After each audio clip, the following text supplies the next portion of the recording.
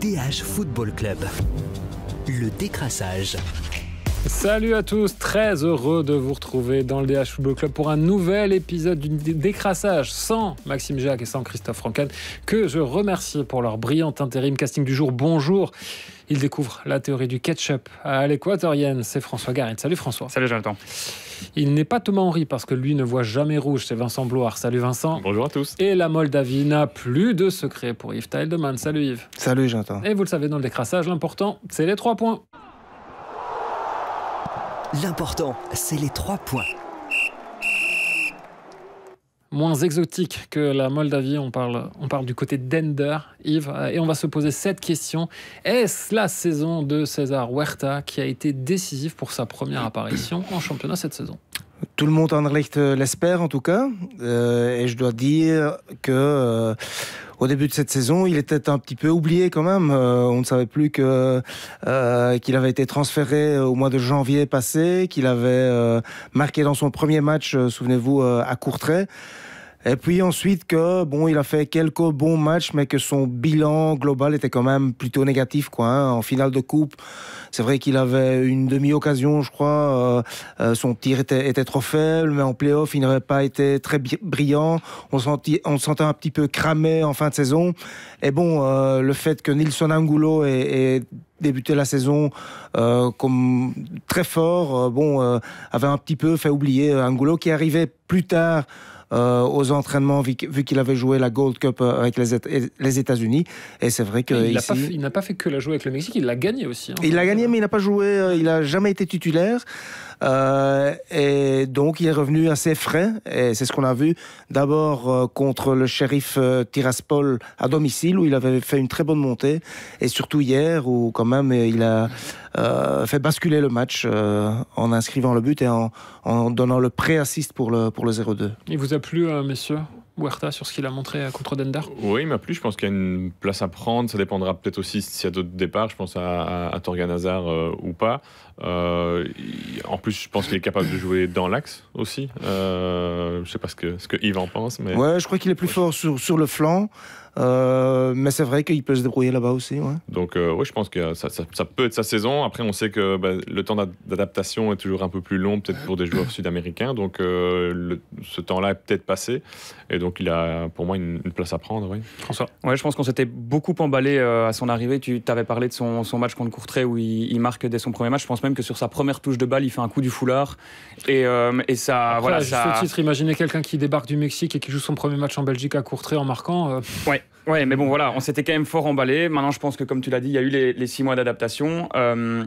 Je pense que ça peut être sa saison, mais surtout, moi, ce qui m'impressionne, c'est offensivement, en fait, quand on voit un peu les noms qu'Anderlecht a dans son effectif. On parle de Huerta, mais on parle aussi de Hazard, qui est le meilleur buteur. On parle de Bertaccini, qui n'a pas eu qui n'a pas eu besoin de temps d'adaptation. Il y a encore Dolberg, il y a Vasquez, qui a fait une bonne prépa. Honnêtement, voilà. Je trouve que joue quand même encore de temps en temps. Je trouve que offensivement, Anderlecht fait peur. Et enfin, il y a un peu de vitesse aussi en attaque, quoi. Donc, il y a Nilson Angulo qui surprend tout le monde. Ouais. Kamaté. Il y a Kanaté qui m'a quand même quelque peu déçu en Moldavie. Il est rapide, mais la dernière passe n'est pas encore précise. Mais il y a Bertaccini, évidemment. Et l'année passée, c'est ce qui manquait souvent. Leverskaren, Torgan quand même aussi, non plus ce coup de rein, ou non pas ce coup de rein. Donc, à ce niveau-là, Anderlecht est mieux armé. Huerta n'a pas peut-être non plus cette vitesse. Non, il n'est quand même pas lent, parce que je crois sur le but qu'il marque, il faut voir d'où il part. Vraiment, il a un grand moteur et je crois qu'il n'est pas lent non plus. Ce qui était frappant aussi, Yves, c'est qu'on a l'impression qu'il colle aux demandes Asie, notamment dans le contre-pressing, parce qu'il va gratter des ballons dans les pieds adverses. Ouais, c'est un joueur avec une très bonne mentalité, qui est vraiment adoré par le vestiaire, parce qu'il y a une belle petite anecdote qui date de, je crois, il y a 10 jours, où tout le monde pensait qu'il allait monter au jeu contre Zulte Waregem. Finalement, Asie fait monter Hey au lieu de Simic à la 88e. Anderlecht encaisse quelques minutes plus tard le 2-3. Et lui, quand l'arbitre siffle la fin de la rencontre, il monte sur le terrain et il va réconforter tous les joueurs. Un autre serait rentré au vestiaire en train de râler. Vraiment exemplaire. La manière dont il arrache le ballon sur le 0-2, je crois, si je ne dis pas de bêtises aussi. le joueur de Dender, je pense qu'il se demande encore pourquoi l'arbitre n'a pas sifflé faute. Et pourtant, il n'y a rien du tout. Mais son punch à la récupération sera important aussi. On évoquait son adaptation. Est-ce qu'il n'y a pas aussi la question physique qui entre en ligne de compte? Parce qu'on le disait, il est arrivé au mois de janvier. Il a quasiment enchaîné 2 saisons en une. Ouais, possible. Mais un de ses atouts, c'est justement son grand moteur. Physiquement, il est très très fort. C'est un petit peu quelqu'un qui peut continuer à courir pendant les 90 ou 95 minutes à haute intensité, ce qu'adore Besnik Azi. Maintenant, la question est de savoir est-ce qu'il sera au coup d'envoi dans le match quand même de l'année contre l'AEK Athènes. Je crois que vu les 2 moins bonnes prestations de Jari Verskaren, une titularisation pour Oerta se justifierait, mais on verra. Merci pour la passe décisive. Yves, justement, on y arrive pour ce match contre l'AEK Athènes. Vous vous mettez à la place de Besnik Azi. Comment vous les faites jouer, notamment offensivement? On sait que défensivement, forcément, il n'y a pas beaucoup de choix, notamment au poste de latéral droit où ça devient quand même très très compliqué. Comment vous articulez cette animation offensive? Parce qu'on a Dolberg derrière toi, Vincent, derrière toi, François, Bertaccini. Comment on fait, messieurs? Moi, je pense que c'est clair que c'est Dolberg qui va jouer pour son expérience, pour son sens du but. Quand on a vu la différence, alors c'est pas du tout pour jeter la pierre à Bertaccini, loin de là, mais à sa montée au jeu, on voit tout de suite Dolberg apporte, je sais pas, un genre de charisme, de sérénité peut-être aussi. Alors pas de sourire, mais de sérénité. Et ouais, pour moi, il va jouer.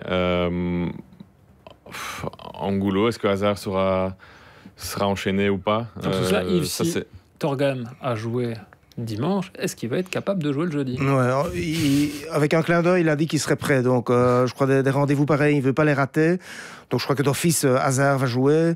Et en effet, ce sera donc Dolberg en pointe et Bertaccini, hélas pour lui. Sur le banc, il va d'office monter au jeu, peut-être déjà à l'heure de jeu si nécessaire. Mais le système d'hier, avec Bertaccini seul en pointe, je ne crois pas qu'on le verra encore souvent cette saison-ci. Et Bertaccini sur un côté, parce que ça lui est arrivé quand même sur certains matchs à Saint-Tron d'être un petit peu dans ce demi-espace droit. Oui, il l'a fait aussi. Et c'est possible, mais en tout cas je crois que lui il aurait bien aimé montrer hier qu'il pouvait jouer seul en pointe, parce que bon, la concurrence est énorme entre les 3 centres avant, et je crois qu'il était quelque peu quand même déçu. On l'a vu après le match, quand les autres prenaient leur douche, il était près du quart des joueurs en train d'envoyer des textos. Il était moins souriant que ces derniers temps. Ouais, on va parler de quelqu'un qui a retrouvé le sourire justement, qui s'appelle Kevin Rodriguez. Eh oui, messieurs, est-ce qu'il faut croire en Kevin Rodriguez? François, c'est la question qu'on se pose. 0 but en 364 jours, si je ne dis pas de bêtises. Puis en une semaine, il nous en claque 3. Oui, en tout cas ça montre. Je te sens convaincu. Ouais. En tout cas ça montre que la concurrence est vraiment grande du côté de l'Union, parce que c'est Promise David qui est sur le banc, qui a été une des attractions de la saison dernière. Donc j'ai envie de dire que si même Kevin Rodriguez se met à marquer, ça va vraiment le faire pour l'Union cette saison. Après, voilà, je pense qu'il faut il faut voir ce que ça va donner dans les prochaines semaines. Moi, je trouve que techniquement, ça reste un joueur qui est assez limité sur son engagement, sur sa volonté, sur les efforts défensifs. Il y a vraiment rien à dire. Il reste solide aussi physiquement, dos au but. Il sait tenir un ballon. Après, voilà, je pense que c'est une histoire de confiance. Tu l'as dit, la bouteille de ketchup. Et voilà, maintenant, elle est ouverte. Il faut voir jusque quand.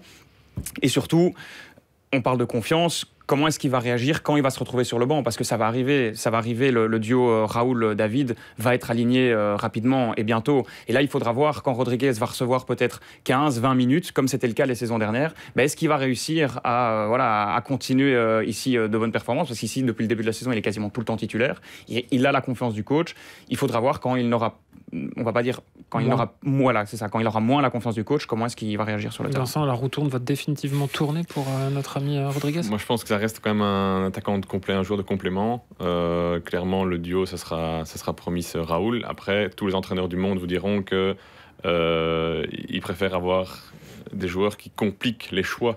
Et donc, le fait qu'ils parviennent à marquer et au-delà de ses buts, par son travail aussi, prouver à l'entraîneur qui mérite de jouer.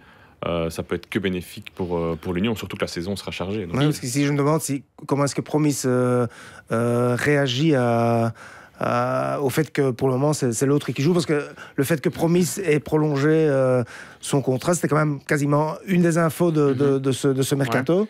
Mais on parlait de Huerta avec la Gold Cup, David aussi est revenu assez tardivement, donc finalement... Il est en quart, je pense, le Canada. Ouais, et finalement il a eu des vacances un peu plus prolongées, donc finalement c'est un peu logique, et je pense que je pense qu'on sait tous que David est meilleur, et que s'il continue sur sa lancée, David va finir par être titulaire. Mais comme Vincent le dit, moi je vois aussi plus Kevin Rodriguez comme un attaquant, vraiment un complément dans l'équipe, mais à voir s'il a le niveau pour être un complément dans les matchs de Champions League, et s'il a le niveau pour être un complément dans les matchs de play-off s'ils y sont. Ouais, parce qu'on l'avait quasiment enterré. Je sais pas, il est arrivé à l'Union. Il est arrivé il y a 2 ans. Il y a 2 ans. Donc voilà, 4,5 millions d'euros quand même. C'était le joueur le plus cher de l'histoire de l'Union à l'époque. Voilà, c'était le joueur le plus cher. Et alors le gros problème, c'est qu'il n'avait joué qu'en Équateur jusque-là. Il y a eu des gros problèmes d'adaptation. Il parlait pas français, il parlait pas anglais. Ici, il est venu en interview, mais avec un membre du staff qui traduisait son espagnol. Donc ça montre. Pas McAllister, le traducteur. Non, oui, ça c'est pendant les entraînements que McAllister s'en occupe. Mais donc ça montre quand même, après 2 ans. On a envie de dire, on parlait de César Huerta, ça fait 6 mois d'adaptation, c'est pas trop mal. Ici, ça fait quand même 2 ans. Donc maintenant, c'est vraiment maintenant qu'il faut éclater. Mais attention, à l'Union, il y a toujours des attaquants qui éclatent pendant cette période un peu bizarre du mois d'août. On se rappelle de Ayensa qui avait empilé les buts. Finalement, il était parti. Kabangu aussi avait enchaîné les titularisations, avait fait des bonnes performances. Il était finalement parti. Donc à voir si ici il va rester aussi. Parce que l'année passée, à ce moment-ci, vous aviez des problèmes devant le but. Je crois que l'Union avait 1 sur 9 ou... Oui. Et les victoires ne s'enchaînaient pas, et les buts ne s'enchaînaient pas. Ici, on peut clairement dire que les buts s'enchaînent, et pas seulement des attaquants. On voit encore que David et même Foussaini sont sur le banc. Donc voilà, il y aura de la grande concurrence. La concurrence va amener Rodriguez certainement sur le banc, et ce sera là qu'il faut voir est-ce qu'il va garder lui la confiance. Ouais, par rapport à Rodriguez, je serais tenté de dire Anderlecht, on n'aurait jamais autant de patience. 2 ans, c'est impossible. Mais bon, Vasquez et son compatriote Nilsson Angulo montrent aussi que parfois, il faut vraiment être patient avec un joueur. Ouais. C'est bizarre vraiment que ces deux Équatoriens explosent au même moment. Donc, Après, on peut se demander, est-ce que c'est de la patience de l'Union, ou bien est-ce que finalement, ils n'ont pas trouvé un autre club qui était prêt à mettre l'argent, parce qu'il a quand même une cote encore assez élevée, une valeur marchande de 3 millions sur Transfermarkt. Est-ce qu'un club veut mettre 3 millions, ou peut-être même un peu plus, pour un joueur qui ne marque, pour un attaquant qui ne marque pas, où ça faisait 1 an qu'il n'avait plus marqué? Voilà, peut-être qu'il n'y avait pas aussi non plus de porte de sortie finalement. Mais en tout cas, ça montre aussi le travail de Pocognoli, le travail de Miralas.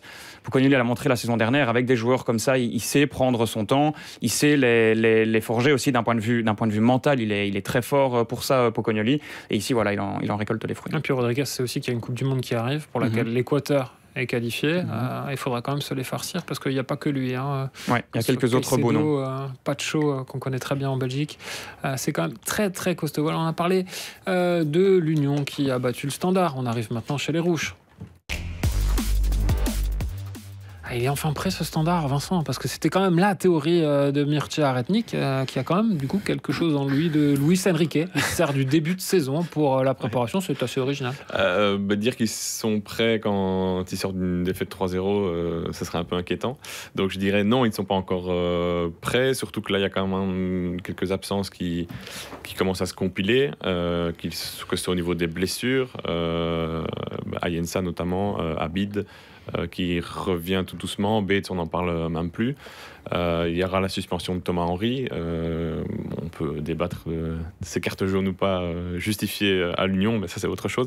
Mais donc non, prêt je crois pas. On a vu encore que Renic cherchait la bonne formule, notamment en défense. Il a aligné une défense à 5 qui n'a pas franchement rassuré face à une équipe de l'Union qui était dans la maîtrise. On sentait que c'était beaucoup plus rodé, et dès que ça accélérait, derrière c'était un peu la cacophonie au niveau liégeois. Mais bon, la défense à 5 avait marché en deuxième mi-temps contre oui, mais dans un contexte complètement différent, où le Standard menait au score, et on sait qu'à Scalsin c'est toujours différent. Vu cette deuxième mi-temps, c'était pas vraiment surprenant de les voir jouer à 5.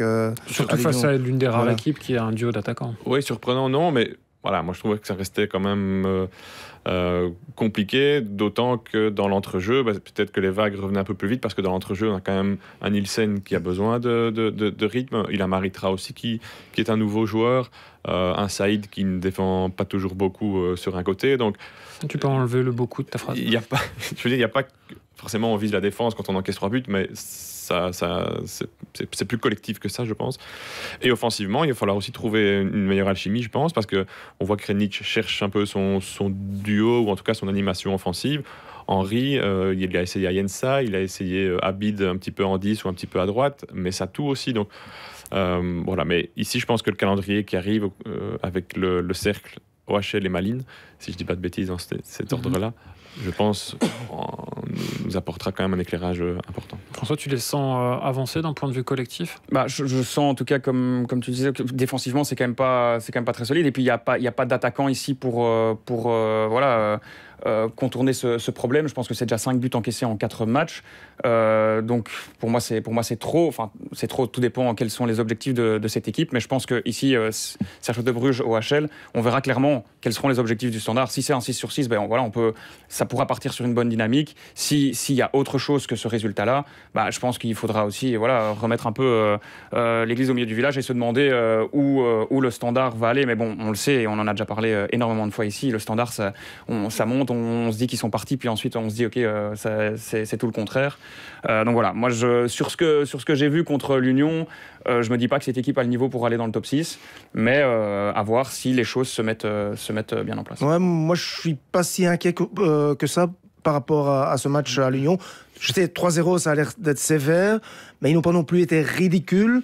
Ils ont joué une grande partie du match à 10 contre 11. Ils ont quand même eu 2 grandes occasions, je crois une à 0-0, une à 1-0, si je me souviens bien. Donc, ok, l'Union était plus fort, ça c'est normal. Mais je crois qu'à domicile, ils vont prendre beaucoup plus de points, surtout que la saison passée. Et puis c'est assumé par Krenic qui dit « Moi je veux un football plus offensif, je prends plus de risques », ça tranche avec ce que faisait l'Eco. Donc ça veut dire, forcément on essaie de marquer plus de buts, mais potentiellement on en prend plus aussi. Donc c'est un choix assumé finalement de se dire on va plus haut, on essaye de marquer plus de buts, donc forcément derrière on risque parfois d'être un peu plus... Ça je vais encore voir, parce que la semaine passée ils avaient combien de pourcentage de possession? Pas beaucoup, mais et contre Genk qui concède quand même aussi beaucoup d'occasions, ils ont un peu de chance de s'en sortir, mais ils concèdent.